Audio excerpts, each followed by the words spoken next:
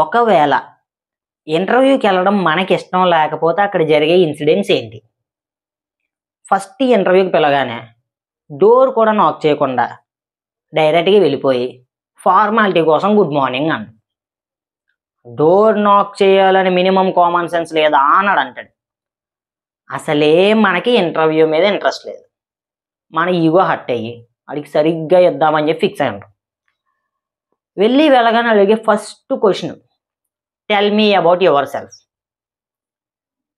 దొరికింది ఛాన్స్. ఇదేం చెప్తాడు చెప్పనా? మై సెల్ఫ్ కంటైన్స్ బోలెడు బట్టలు, బొచ్చుడు బనియన్లు,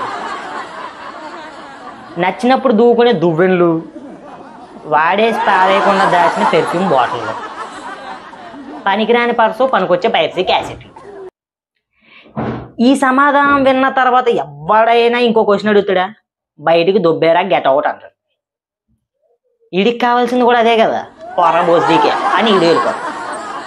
ఒకవేళ వాడు అడగకుండా ఒక ఫామ్ ఇచ్చి ఫిల్ చేయమంటే ఎలా ఉంటుంది?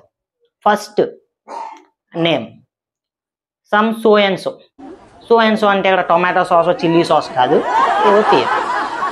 సెకండ్ కాల్, అక్కడ జెండర్ అని రాయడు, సెక్స్ అంటాడు.